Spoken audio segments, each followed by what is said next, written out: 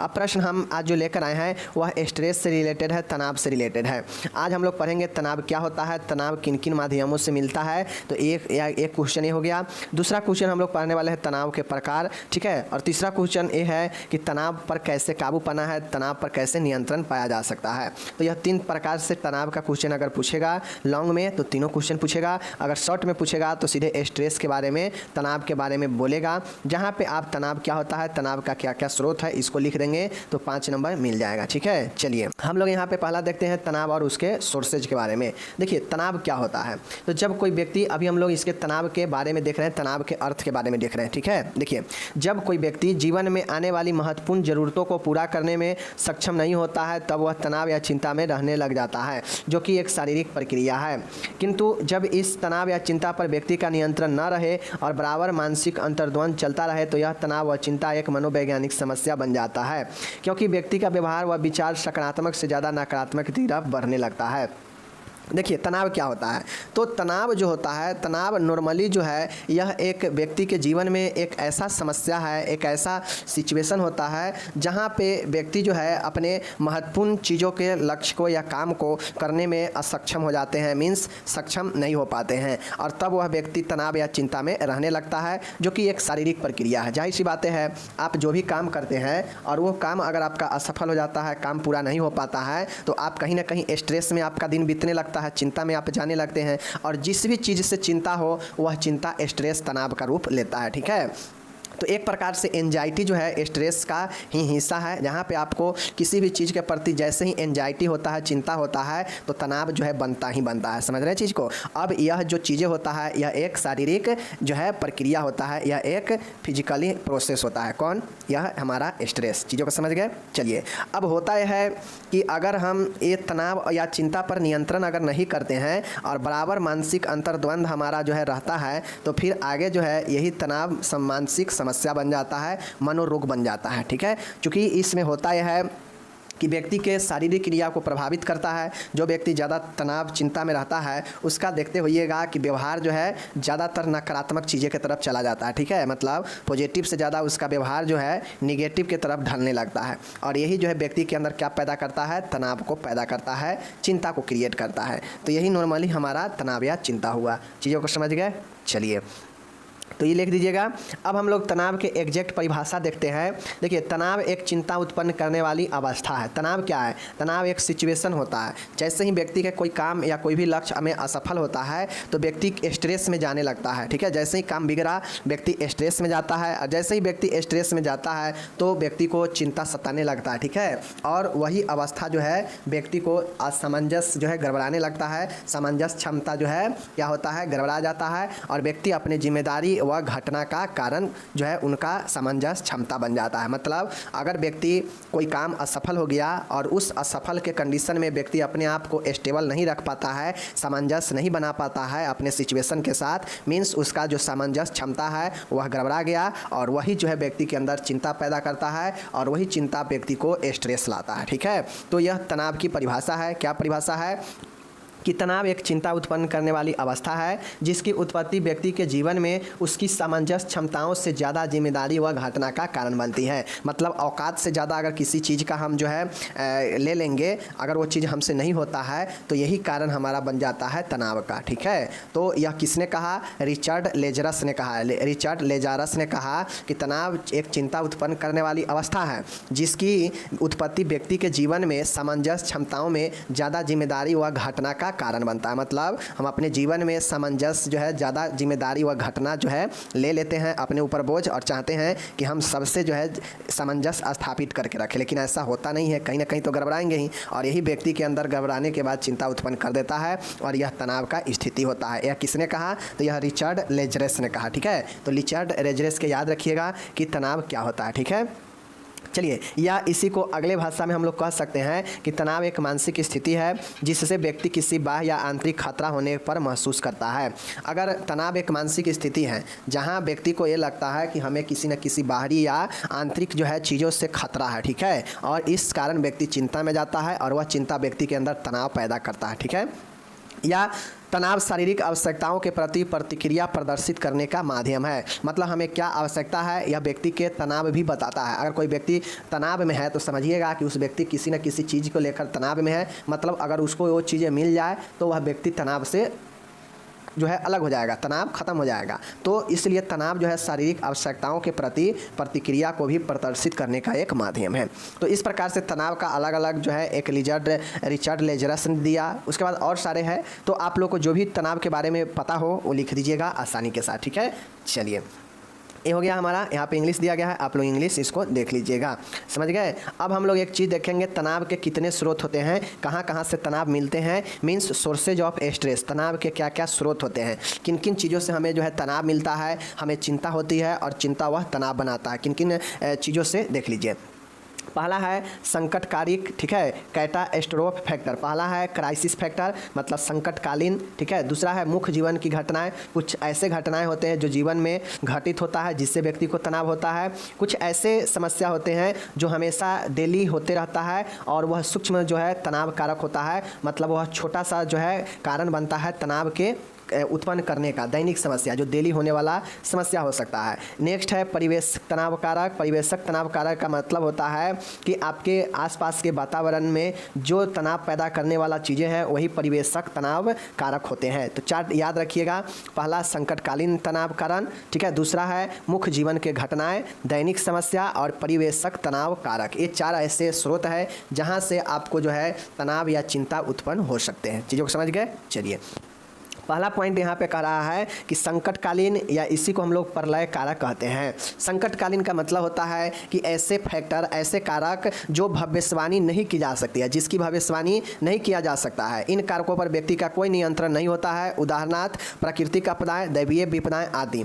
अब बहुत सारे व्यक्ति के जीवन में ऐसे घटनाएं होता है जिससे व्यक्ति व्यथित होता है, चिंतित होता है और तनाव में रहता है, जैसे संकटकालीन। अब संकटकालीन अगर किसी भी चीज़ों से अगर हमें तनाव मिल रहा है तो यह संकटकालीन बता के नहीं आता है, यह इस पर भविष्यवाणी हम नहीं कर सकते हैं। जैसे प्राकृतिक आपदा या फिर दैवीय आपदा, ये सब एक ऐसा आपदा होता है और इस सब से जो नुकसान होता है, व्यक्ति का जो तनाव होता है वही संकटकालीन तनाव होता है जो एक प्रलय कारक वाला होता है। और यह रिसोर्सेज क्राइसिस जो है कहलाता है, ठीक है। क्राइसिस स्टेज जो है टाइप का होता है, संकटकालीन कारण वाला होता है, समझ गए। तो ये जो है इसमें व्यक्ति कुछ नहीं कर सकता है, न भविष्यवाणी कर सकता है, न कुछ कर सकता है कि जो है इससे क्या होगा नहीं होगा, और यह अचानक होने वाला होता है, समझ गए चीज़ को। चलिए दूसरा यहाँ पे देखने को मुख्य जीवन की घटनाएं। कुछ ऐसे घटनाएं होते हैं जो जीवन में घटित होते हैं और यह जो है घटनाएं या नकारात्मक भी हो सकता है और सकारात्मक, दोनों टाइप का हो सकता है, जो कभी कभार जीवन में आती रहती है। ये भी तनाव पैदा कर सकता है। उदाहरणार्थ विवाह, जन्म, मरण आदि। ये मुख्य की जीवन के ऐसे ऐसे घटनाएँ होते हैं जो व्यक्ति को तनाव पैदा करता है, जैसे विवाह होना, जन्म, मृत्यु। विवाह होने से भी व्यक्ति को व्यक्ति को तनाव में आ जाता है। तो ऐसा नहीं है कि मुख्य जीवन की घटनाएं सिर्फ नकारात्मक होगा ही तो जो है तनाव होगा। पॉजिटिव होने पर भी व्यक्ति को तनाव आ सकता है जीवन के घटनाओं से। जैसे विवाह होना तो है एक पॉजिटिव बात, बट बहुत लोग इससे डरते हैं, बहुत लोग इससे तनाव में भी रहते हैं, ठीक है।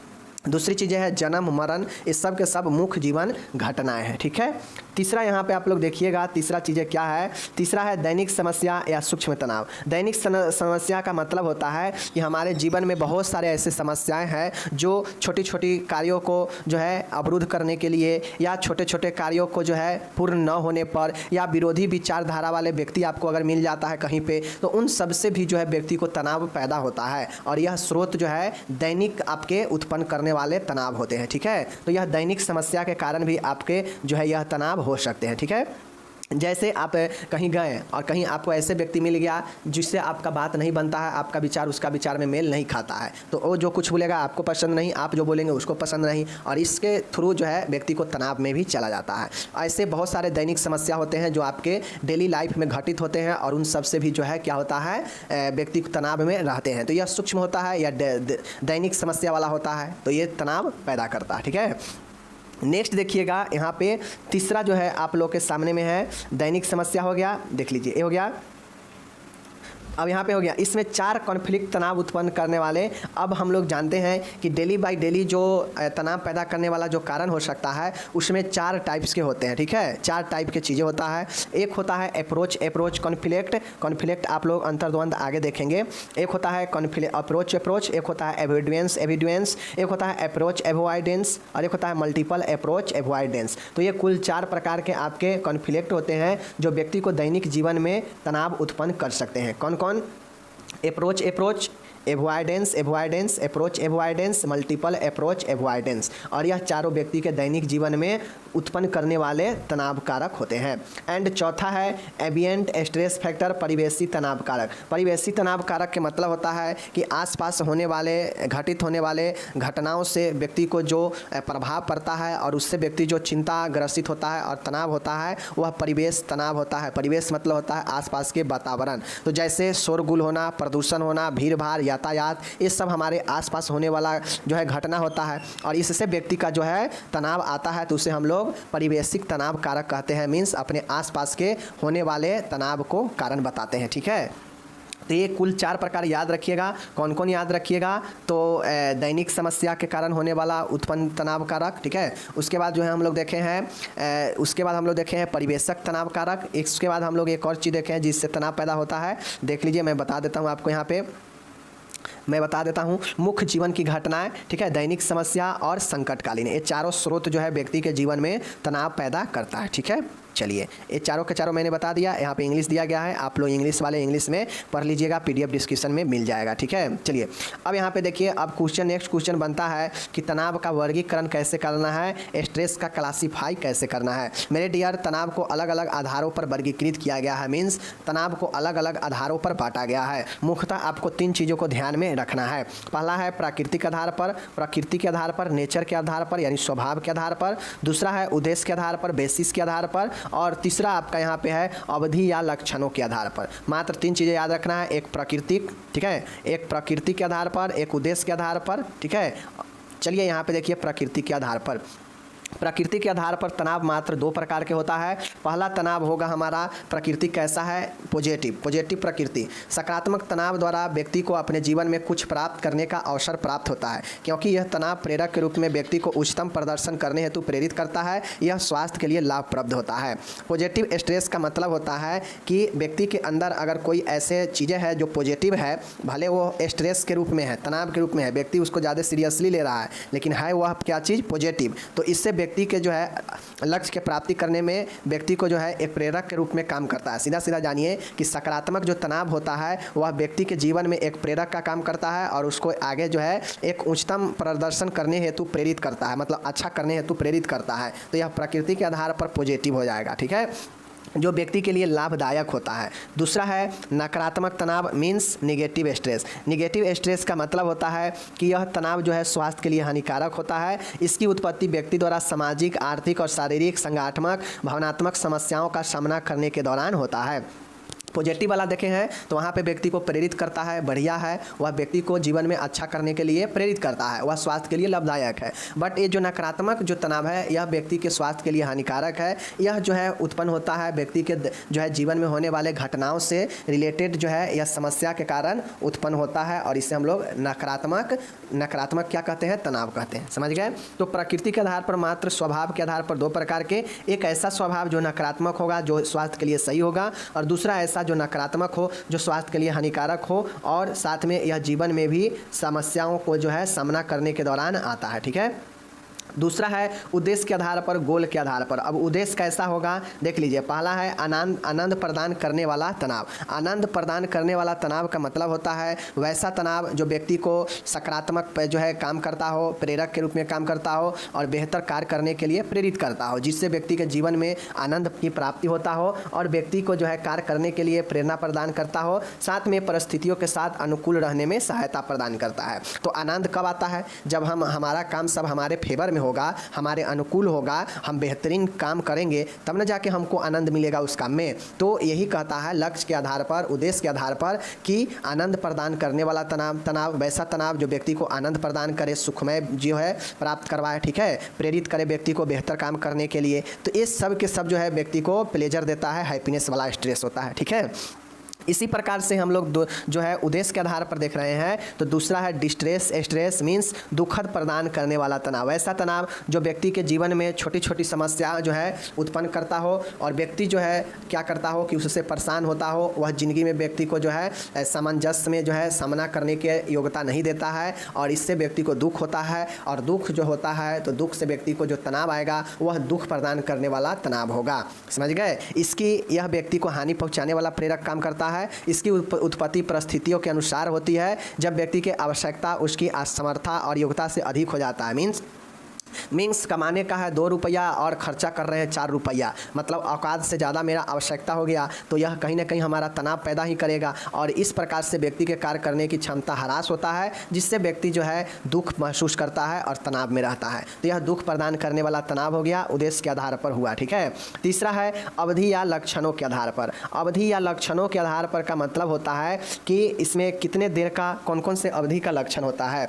तो एक्यूट मतलब न्यून अवधि तीव्र तनाव, एक्यूट स्ट्रेस का मतलब होता है कि वैसा तनाव जो व्यक्ति के अंदर अचानक से और थोड़ा देर के लिए रहने वाला होता है। जैसे इससे होगा ये कि सिर दर्द होगा, पेट में गड़बड़ी आएगा, चक्कर आएगा, उच्च रक्तचाप बढ़ जाएगा। तो यह तनाव व्यक्ति के जो है शारीरिक लक्षण भी बताता है कि जैसे अगर किसी को एक्यूट स्ट्रेस है तो उसमें सिर दर्द, अमाशय, पेट में गड़बड़ी, चक्कर आना, उच्च रक्तचाप होना, यह लक्षण दिखाता है, ठीक है। और अवधि की बात करेगा तो यह निम्न अवधि वाला तनाव होता है, ठीक है।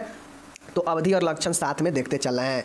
दूसरा है देख लीजिए फोर्टिट्यूटियस स्ट्रेस, फोर्टिट्यूटस स्ट्रेस, संयोगिक तनाव। संयोगिक तनाव का मतलब होता है कि यह अधिकांशतः उन लोगों में देखे जाते हैं जो अकारण या अवास्तविक मांगों का निर्माण कर उन्हें पूरा करने हेतु अपने जीवन में अत्यधिक तनाव पैदा कर लेते हैं, ठीक है। इस प्रकार के व्यक्ति अधिकांशतः प्रतिस्पर्धी, उत्तेजक, विरोधी होते हैं। इसके लक्षण दीर्घ अवधीय अवसाद, चिंता विकार, भावनात्मक तनाव, लघु शारीरिक विकार, हृदय विकार आदि होते हैं।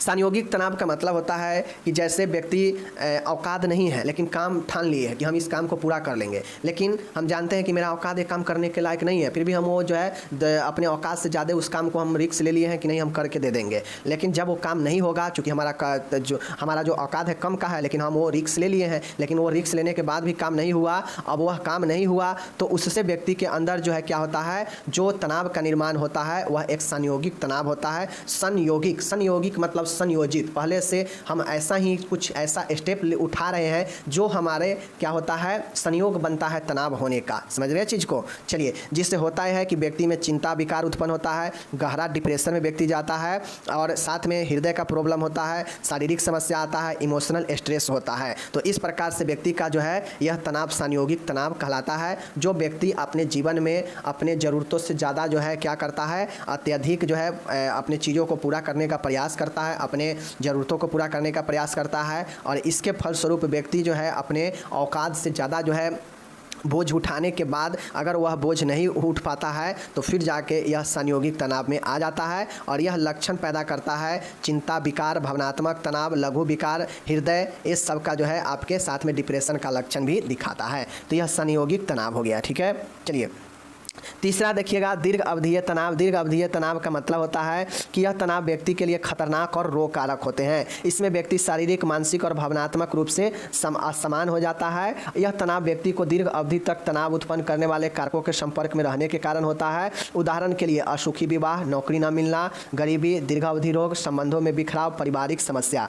अब होता है कि दीर्घ अवधि का तनाव ऐसा तनाव होता है जो व्यक्ति के पास लंबे समय तक बना रहता है और यह व्यक्ति को जो है कहीं ना कहीं बहुत खतरनाक और जो है यह डेंजरस होता है, जिससे व्यक्ति के जीवन में बहुत सारे कठिनाइयां आता है, जैसे असुखी विवाह, नौकरी न मिलना, गरीबी, दीर्घावधि रोग के कारण हो सकता है, संबंधों में बिखराव भी इन सब का कारण हो सकता है। और व्यक्ति अगर अत्यधिक दीर्घ अवधि के तनाव में रहता है तो व्यक्ति मनोरोग से ग्रसित हो जाता है। तो इस प्रकार से अवधि या लक्षण के आधार पर मैंने 3 प्रकार से देखा, एक्यूट वाला, ठीक है, फोर्टिट्यूटस वाला और अब देख रहे हैं क्रॉनिक वाला, ठीक है, तीनों देख लिए। चलिए, तो अगर आपसे तनाव के वर्गीकरण पूछे तो लिखिएगा तनाव को 3 तरह से वर्गीकृत किया गया है। पहला वर्गीकरण जो है वह है नेचर के आधार पर, मतलब स्वभाव के आधार पर। दूसरा जो है हमारा प्रकृति के आधार, नेचर के आधार पर हो गया। दूसरा है हमारा उद्देश्य के आधार पर, ठीक है ना, ऑब्जेक्टिव्स के आधार पर। एंड तीसरा है हमारा अवधि के आधार पर या लक्षण के आधार पर, ठीक है। पहला है उसमें थोड़ा देर के लिए लक्षण होता है, छोट मोट लक्षण होता है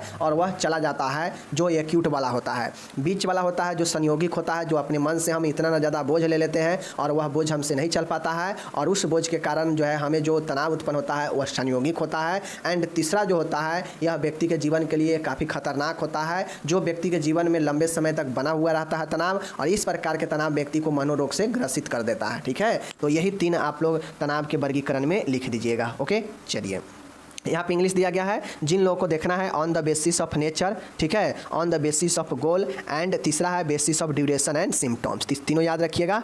चलिए, अगर किन्हीं को नहीं समझ में आए तो बस तनाव के वर्गीकरण में तीनों बेसिस याद रखिए और सब में कौन कौन से प्रकार हैं वो याद रखिए, लिख दीजिए, वही काफ़ी हो जाएगा, ठीक है। उसके अंदर ज़्यादा नहीं चीज़ें लिख पा रहे तो समझ गए। चलिए, ये हो गया। अब हमसे क्वेश्चन ये पूछता है कि भाई ठीक है, तनाव तो हमें आ जाता है, हमें ज़िंदगी में तनाव जो है प्रतिदिन भी आ सकता है, लंबे समय तक भी चल सकता है, या थोड़ी देर में भी ख़त्म हो सकता है, या फिर हमें अपने खुद के इतना ज़्यादा प्रेशर ले रहे हैं, किसी भी चीज़ का रिस्क ले रहे हैं जिसके कारण भी तनाव आता है, तो यह कहीं ना कहीं हमें तनाव उत्पन्न करता है। तो अब इस तनाव को हम कैसे काबू पाएंगे, वह उपाय लिखना है। आपसे पूछेगा कि तनाव को दूर करने का उपाय बताए या तनाव पर काबू पाने का उपाय बताए। तो चलिए हम लोग देखते हैं।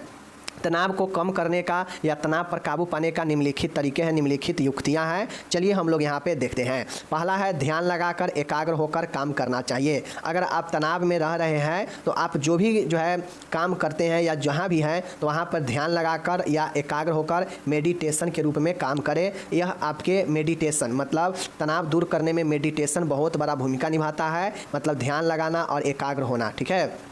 पूर्ण सचेत होकर माइंडफुलनेस मतलब माइंड को बिल्कुल जो है सचेत करिए, कॉन्स्टेंट करिए, तो जाके आप तनाव से दूर होंगे, एक चीज़ों से ध्यान भटकेगा नहीं, ठीक है। उपाय हेतु गंभीर सामंजस्य, अगर आप चाहते हैं संगीत सामंजस्य कि हमें किसी भी तनाव से जो है काबू पाना है, तनाव से निकलना है, तो आप संगीत सुनिए और संगीत को बेहतर तरीके से सामंजस्य के साथ में सुनिए, तो ज़रूर जो है तनाव आपके कम होंगे। साथ में योग निद्रा, योगासन करें जिससे तनाव कम हो सकता है। ललित साहित्य पढ़ना मतलब पेपर लेटर वगैरह पढ़े ताकि ध्यान भटकेगा, ठीक है, और स्ट्रेस कम होगा।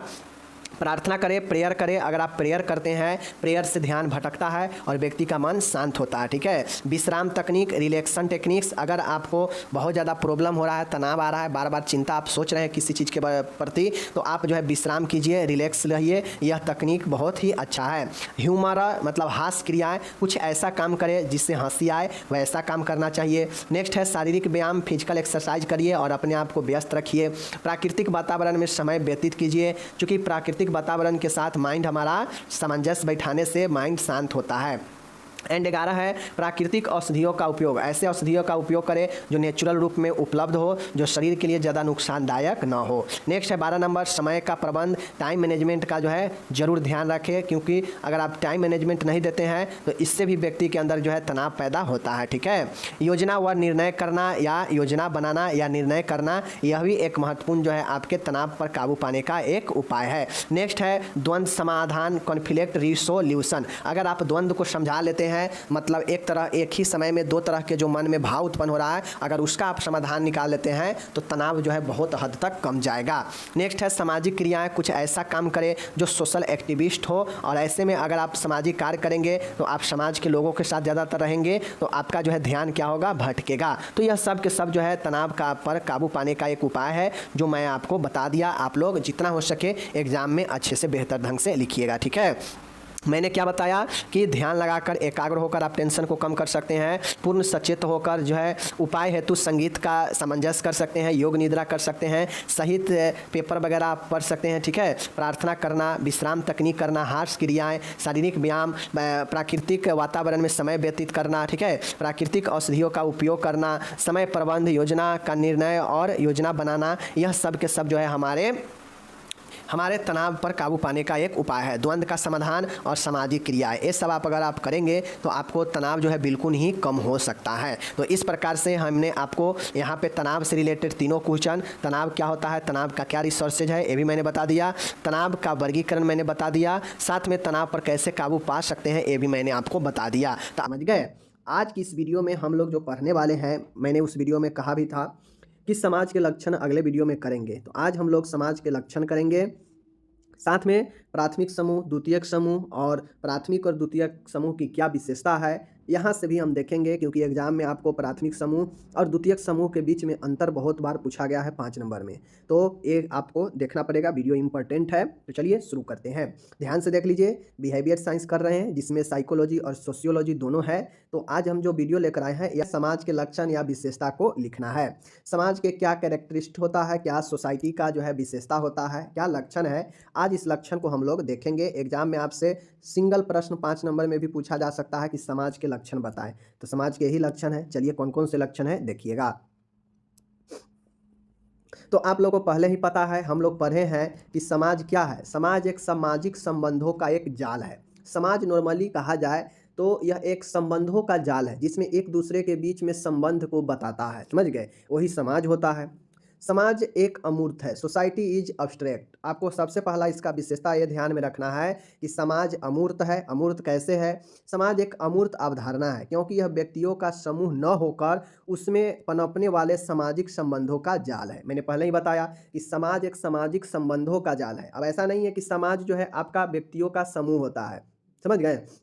समाज ऐसा नहीं है कि कहीं पे 10 व्यक्ति खड़ा हो गया तो उसका जो है यह एक जो है समाज बन जाता है। वो तो समूह हो जाएगा कि जैसे ही 2 या 2 से अधिक व्यक्ति एक साथ आ जाता है तो वो समूह हो जाता है, समझ गए। लेकिन हम लोग समाज के बारे में देख रहे हैं और समाज का अवधारणा है कि समाज एक संबंध का जाल है, न कि व्यक्तियों के संख्याओं का, समझ गए ना।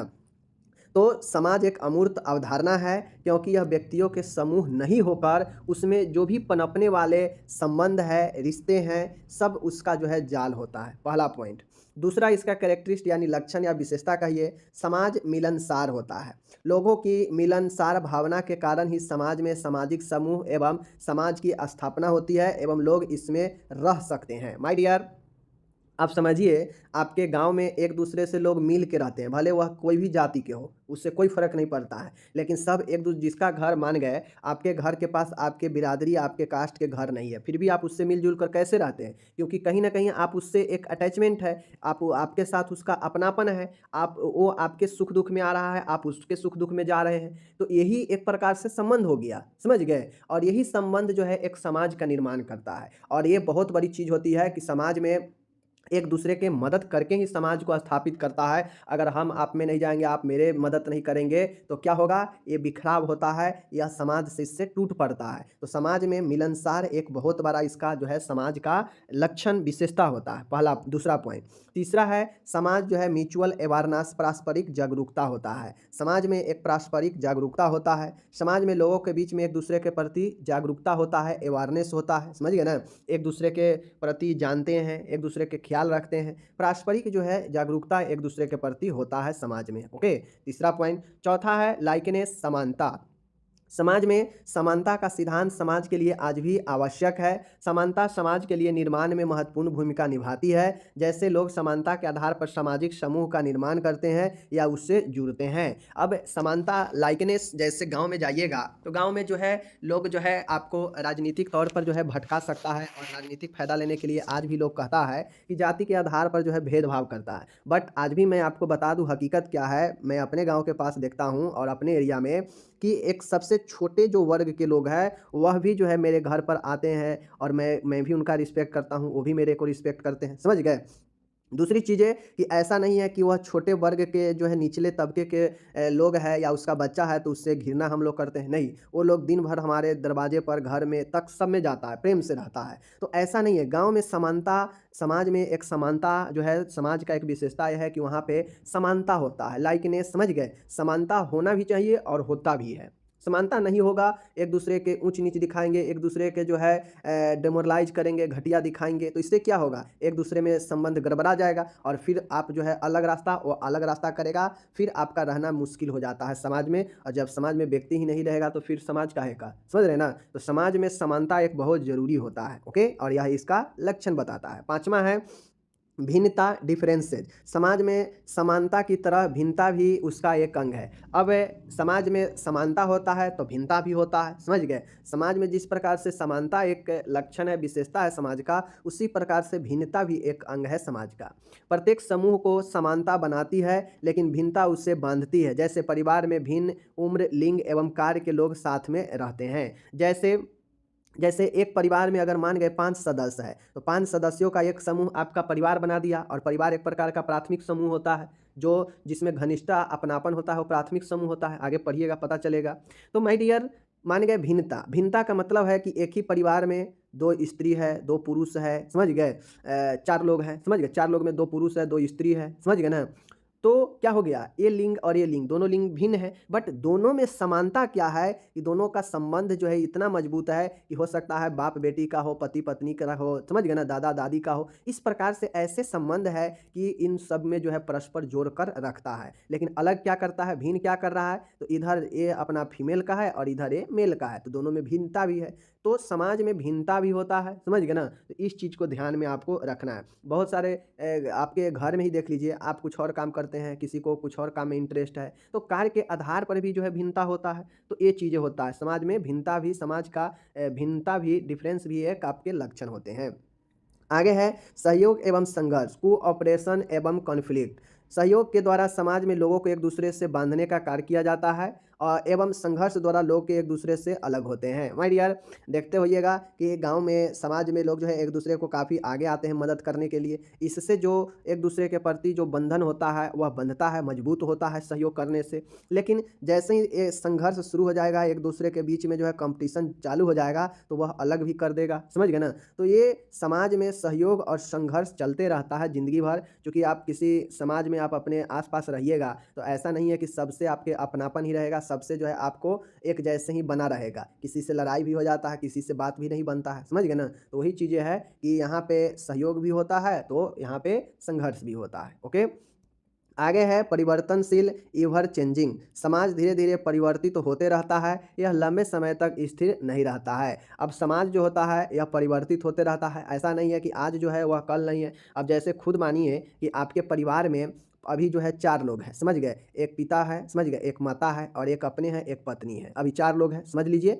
अब 4 लोग हैं तो ऐसा थोड़ी ना कि यही 4 लोग हमेशा जो है आपके परिवार में रहेंगे। हो सकता है आने वाला समय में 2 बच्चा हो जाए तो 6 हो जाइएगा। तो इस प्रकार से परिवार जो है आपके समय के अनुसार, वस्तु के अनुसार जो है आपके परिवर्तन होते रहते हैं समाज में। तो ये आपका परिवर्तनशील, इसका एक विशेषता है, लक्षण है। 8वां है कल्चर, संस्कृति। समाज, प्रत्येक समाज की अपनी सांस्कृतिक धरोहर होती है। सांस्कृतिक विविधताएं एक समाज को दूसरे से अलग करती है। जैसे देखते होइएगा कि जैसे एक परिवार में देखते होइएगा कि फलान चीज़ मनाता है, दूसरे परिवार जो है उस चीज़ को नहीं मनाता है, या यूँ कहा जाए तो वो कहेगा कि हमको ये नहीं चलता है। तो या फिर कहिए कि जैसे एक समाज है, समझ गए ना? अब एक दूसरे समाज है जो एक धर्म को मानता है, जो दूसरे धर्म को मानता है, जैसे हिंदू, समझ गए ना?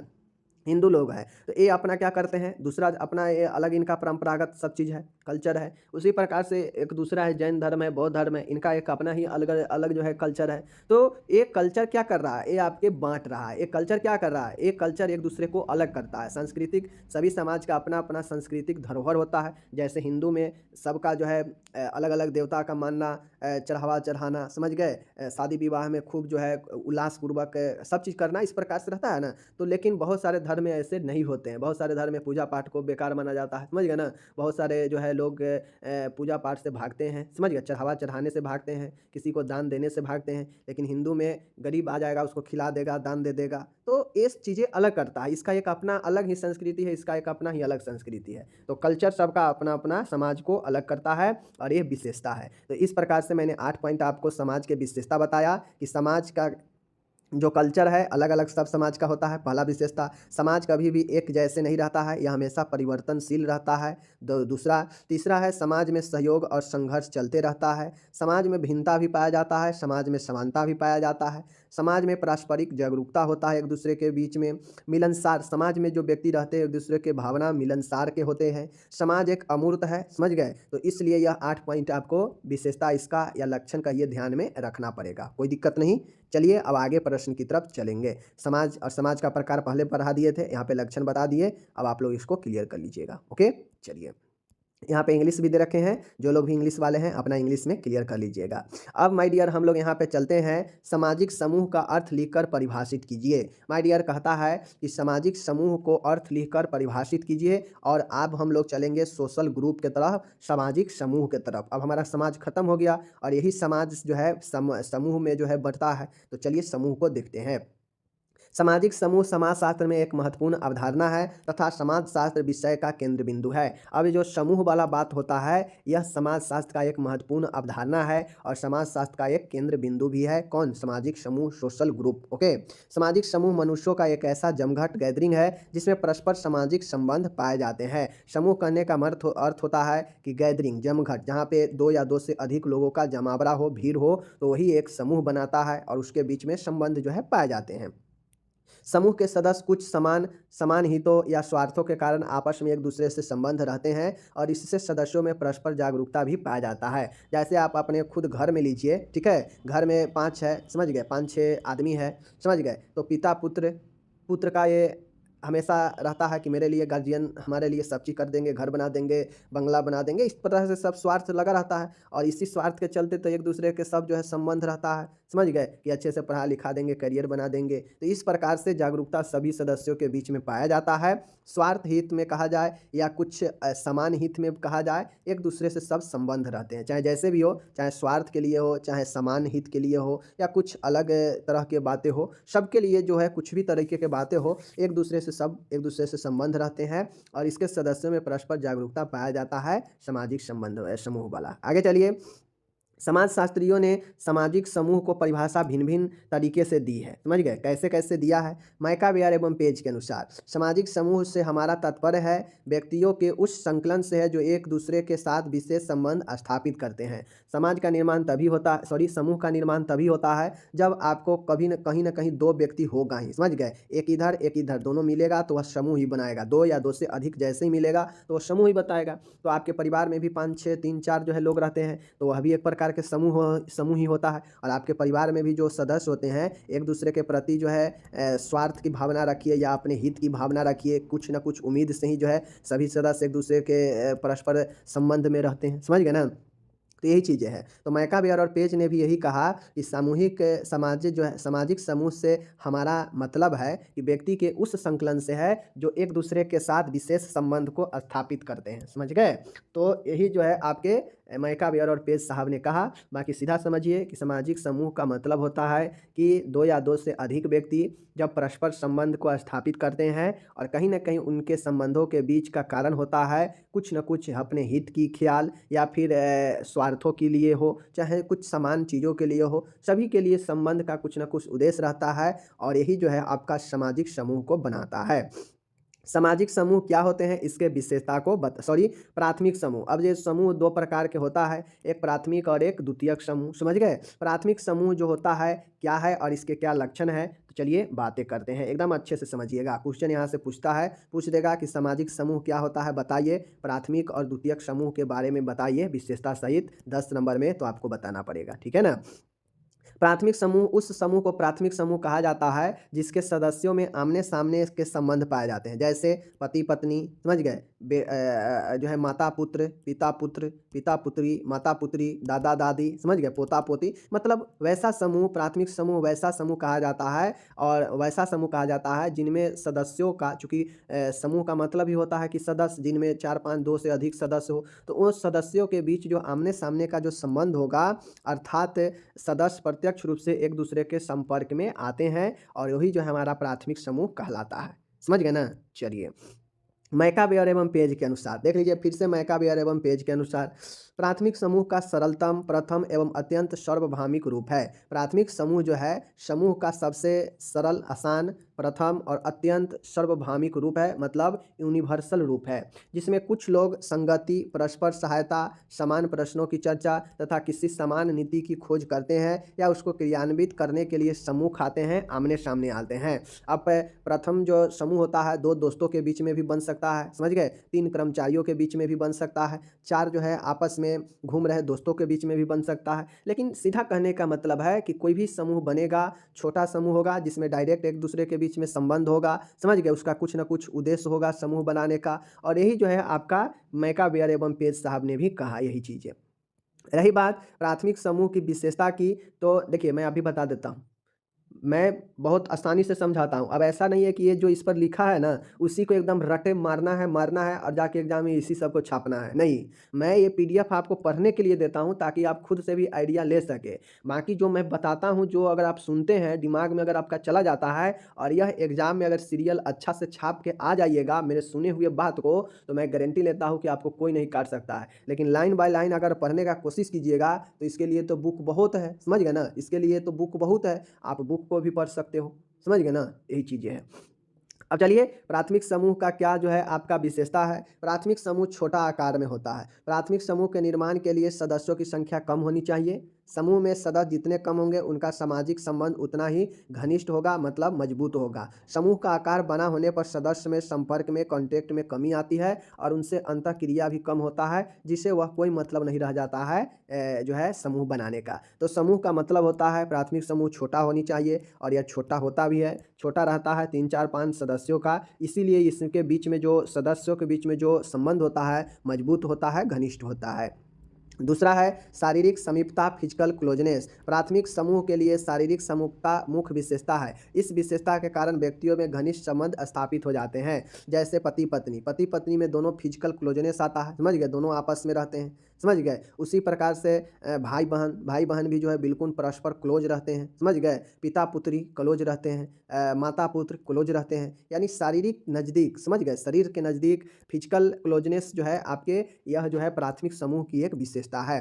तीसरा है संबंधों की अवधि। संबंधों की अवधि का मतलब होता है कि सामाजिक संबंधों की अवधि जितनी अधिक लंबी होगी, घनिष्ठता उतना ही अधिक होगी। जब सदस्य कभी कभी या बहुत कम आपस में मिलते हैं तो उससे प्राथमिक संबंध नहीं कह सकते हैं। देखिए, प्राथमिक संबंध का मतलब है कि जो रिश्ता है, जो संबंध है, मजबूत होनी चाहिए। तो मजबूत होने के लिए जैसे आप अपने किसी रिलेशन के यहाँ अगर आप समय से साल में अगर आप 4 बजे जाते हैं, 4 बजे जाते हैं, और कोई अपने रिलेशन के यहाँ 10 बजे जाएगा, तो किसका क्लोज रहेगा? ये 10 वाला, समझ गए। क्योंकि जिसके रिलेशन करने जाएगा वो भी समझेगा कि हाँ भाई हमारे यहाँ आता है, हमारा ख्याल रखता है, समझ गए, हमें जो है मानता है। लेकिन अगर आप 4 बजे जा रहे हैं तो क्या होगा? उससे दूरियाँ बढ़ेगी तो फिर जो है आपके संबंध में जो है बिखरापन आएगा, और फिर जैसे ही संबंध में बिखरापन आएगा तो यह प्राथमिक समूह का जो है लक्षण नहीं होगा, समझ गए ना। तो संबंधों की अवधि जितना ज़्यादा आप समय व्यतीत करेंगे उतना ज़्यादा जो है संबंध मजबूत होगा, और समय अवधि बढ़ेगा तो संबंध स्थापित मजबूत होगा ही होगा। उद्देश्यों की समानता, सिमिलरिटी ऑफ ऑब्जेक्टिव। अब समूह के जो प्राथमिक समूह होते हैं उनमें सभी सदस्यों का जो उद्देश्य होता है वह समान और एकता पाया जाता है। प्राथमिक समूह में प्रत्येक सदस्य एक दूसरे को हित अपना उद्देश्य बना लेते हैं। जैसे परिवार में किसी के बीमार होने पर सभी सदस्य उसके कष्ट को दूर करने में जुट जाते हैं, यानी सबका तब जो है सबका उद्देश्य एक हो जाता है कि पहले जो है इस बीमार जो सदस्य है इसको ठीक करना है। तो इसके लिए सभी सदस्यों का एक ही उद्देश्य होता है कि मदद किया जाए, इसे ठीक करवाया जाए, समझ गए ना। तो यहाँ पे उद्देश्य की समानता होती है। पाँचवा है व्यक्तित्व संबंध, पर्सनल रिलेशन। अब यहाँ पे प्राथमिक समूह में संबंध जो है व्यक्तिगत प्रकार के होते हैं। ये संबंध हस्ताक्षर नहीं किए जा सकते हैं, जैसे कि घनिष्ठ की मृत्यु के बाद किसी और के द्वारा उसी रूप में पूर्ति नहीं हो सकता है। जैसे मान गए कि एक पत्नी है और एक पति है, समझ गए। अगर मान गए पत्नी का डेथ हो गया तो पति का ऐसा रिलेशन था पत्नी से कि अब जो है वह फिर से किसी को पत्नी बना सकता है अपने घर में? नहीं बना सकता है। या फिर पत्नी है, पति का ही डेथ हो गया तो क्या पत्नी वह अपने किसी को घर में जो है पति बना लेगा? नहीं बनाएगा। तो व्यक्तिगत संबंध, पर्सनल रिलेशन ऐसा होता है कि उसको हस्तांतरित नहीं किया जा सकता है, और यह प्राथमिक समूह में होता है कि यहाँ पे इतना घनिष्ठ संबंध रहता है कि अगर किसी का मृत्यु हो जाए तो उससे जो है पूर्ति करना मुश्किल हो जाता है यहाँ पे, ठीक है ना। तो इसलिए यह व्यक्तिगत रिलेशन को बताता है। आगे है माय डियर, संबंध साध होते हैं, संबंध जो है साध्य होते हैं, साधन नहीं। प्राथमिक समूह में संबंध किसी स्वार्थ या किसी विशेष उद्देश्य की पूर्ति से में साधन के रूप में नहीं होते हैं। यहाँ पे जो है साधन के रूप में नहीं होता है। सदस्यों को परस्पर सामाजिक संबंध स्वयं साध्य होता है। संबंधों को साधन मानकर व्यवहार नहीं किया जा सकता है, समझ गए ना।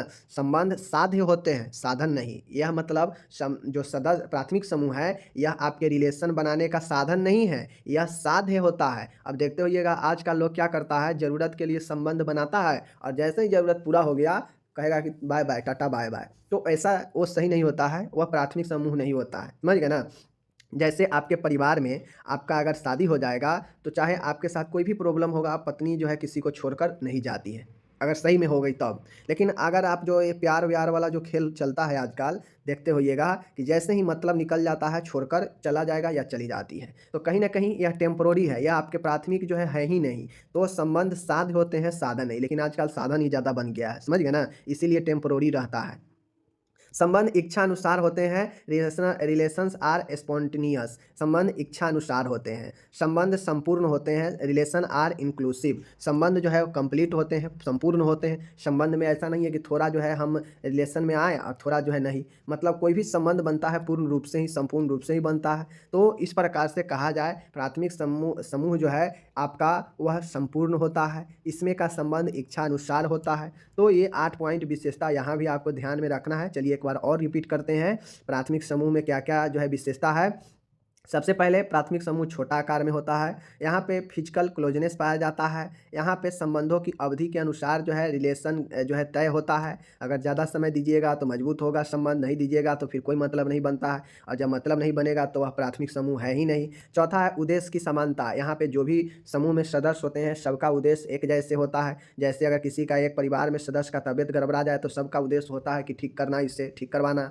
पाँचवा है व्यक्तिगत संबंध, पर्सनल, व्यक्तिगत संबंध पर्सनल रिलेशन। अब यहाँ पे एक दूसरे के प्रति पर्सनल रिलेशन होता है, जैसे पति के डेथ हो जाने के बाद जो है दूसरा पति नहीं आ सकता है, समझ गए? या फिर पत्नी का डेथ हो जाए तो कोई जो है वह उसको दूसरा पत्नी वहाँ पे नहीं मिल सकता है उसी परिवार में। तो ये जो है व्यक्तिगत संबंध होते हैं।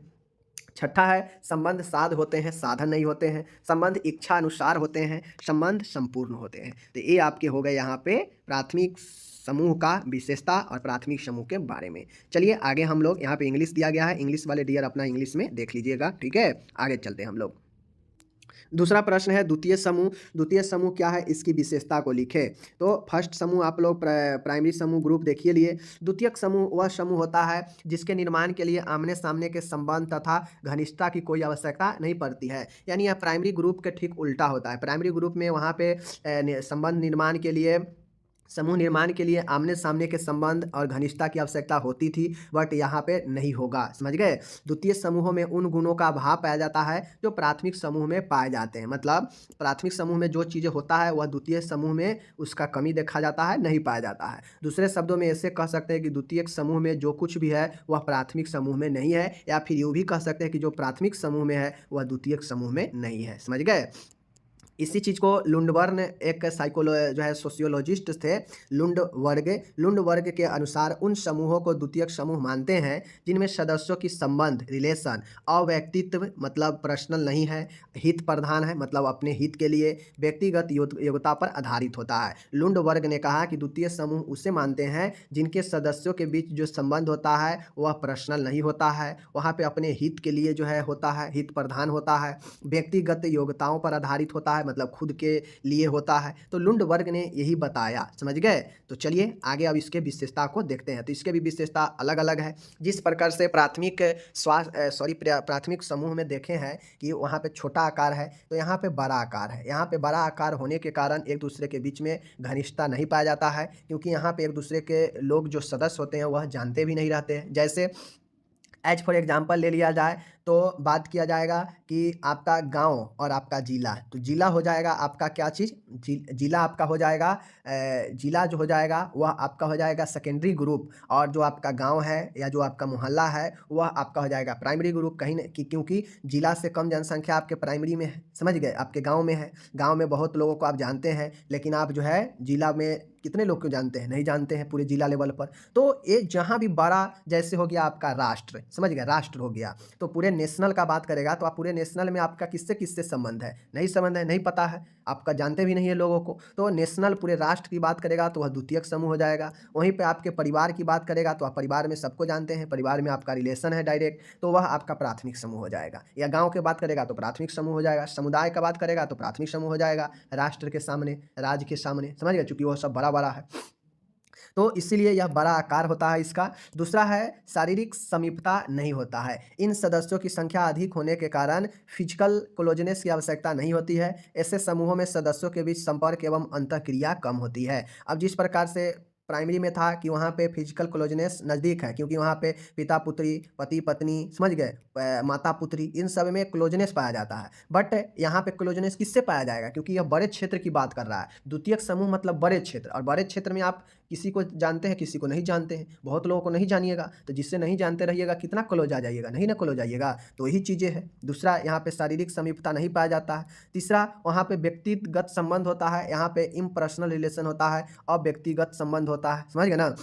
द्वितीयक समूह में संबंध अव्यक्तित्व होते हैं, यहाँ व्यक्ति की जगह उसकी परिस्थिति को महत्व दिया जाता है। संबंधों में घनिष्ठता तथा अमियतिता के स्थान पर स्वास्थ्य को जो है जगह दिया जाता है। मतलब जैसे मान गए, अगर आपके अंदर कोई अजनबी व्यक्ति आया, आप उससे जान नहीं रहे, आपके उससे कोई रिलेशन नहीं है, वो कहाँ से आया नहीं आया ये भी पता नहीं है, लेकिन उसका काम रहेगा तो आपके पास आएगा। जैसे 2 रुपया मांगना है तो आपके पास आ जाएगा, कहेगा भैया दे दो, 2 रुपया दे दो, तो आप जो है उसको मन होगा तो दीजिएगा, नहीं मन होगा तो नहीं दीजिएगा, दे दीजिएगा, वो लेकर अपना चला जाएगा, वहीं पर आपका जो है खत्म हो गया कहानी उससे, समझ गए ना। तो मतलब क्या हुआ कि उसका काम निकल गया, स्वार्थ उसका छिपा था कि पैसा लेना था, इसलिए आपसे मिला, और जब मिल गया तो चला गया, कहानी खत्म। तो ये यहाँ पे अव्यक्तिगत संबंध होता है, व्यक्तिगत संबंध नहीं होता है। व्यक्तिगत संबंध होगा तो रुकेगा, आपको भी साथ देगा, आप जानते रहिएगा उसको, समझ गए ना।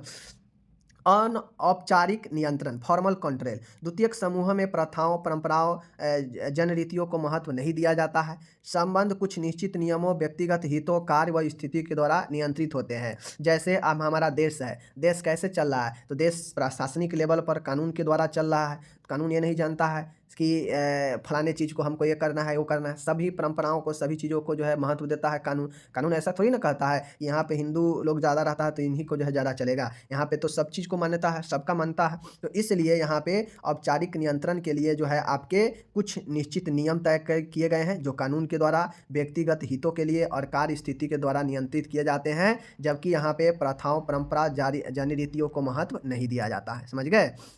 पाँचवा है अस्थायी संबंध, अनस्टेबल रिलेशन। और यहाँ पे जो चीज़ें होता है, जो संबंध होता है, वह स्वास्थ्य पर आधारित होने के कारण जो है अधिक अस्थायी नहीं होता है, क्योंकि जैसे ही काम निकल जाएगा, स्वार्थ खत्म हो जाएगा, आपका साथ कोई भी छोड़ देगा, रिलेशन खत्म हो जाएगा, संबंध खत्म हो जाएगा। तो यह अस्थायी होता है, समझ गए। छठा है संबंध साधन के रूप में प्रयुक्त होते हैं। यहाँ पे जो संबंध होता है वह साधन के रूप में लोग लेते हैं। द्वितीयक समूह में संबंध व्यक्तिगत लाभ के लिए बनाए जाते हैं। व्यक्ति उससे संबंध रखता है जिससे उसकी स्वार्थ की पूर्ति हो सके। जैसे आपके साथ कोई लड़की मिला, समझ गए, जब तक उस लड़की को आपसे पैसे वैसे लेना रहेगा तब तक आपके पास रही, और जैसे ही लगा कि अभी हमें इग्नोर कर रहा है, वो निकल जाएगी। या कोई लड़का है, समझ गए, और यहाँ पे कोई लड़की है, तो इस लड़का का जब तक इस लड़की से काम मिल रहा है तब तक वह इसके पास है, लेकिन जैसे ही यह लड़की अब समझ गई, समझदार हो गई, और ये समझ ली कि अभी हमें यूज कर रहा है, तो अब साइड होना चाहिए, तो यह लड़का ऑटोमेटिक भाग जाएगा, क्योंकि ये पहले से समझ रखा है कि भाई हम तो जो है इसके साथ जो भी है मैंने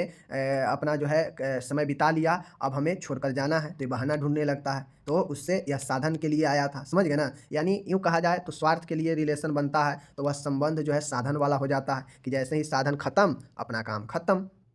आठवां है कार्य के अनुसार स्थिति। यहाँ पे जो है क्या होता है, स्टेटस अकॉर्डिंग टू रोल, कार्य के अनुसार स्थिति तय किया जाता है। जाति, वंश, धर्म आदि को अधिक महत्व नहीं दिया जाता है। द्वितीयक समूहों में स्थिति उनके कार्य पर निर्भर करती है। माय डियर, द्वितीयक समूह होता है, यहाँ पे जाति, वंश, धर्म आदि को महत्व नहीं दिया जाता है। यहाँ पे द्वितीयक समूहों में उसके कंडीशन उनके कार्यों पर निर्भर करता है कि किसका कंडीशन किस प्रकार से है। सेल्फ सुफिशियंस, आत्मनिर्भरता। और जो बड़े द्वितीयक समूह है, यहाँ जो बड़ा आकार होता है उसके कारण संबंधों में घनिष्ठता का अभाव का कारण होता है, जिसके कारण सदस्यों को अपनी आवश्यकताओं को पूर्ति करने के लिए स्वयं को निर्भर रहना पड़ता है।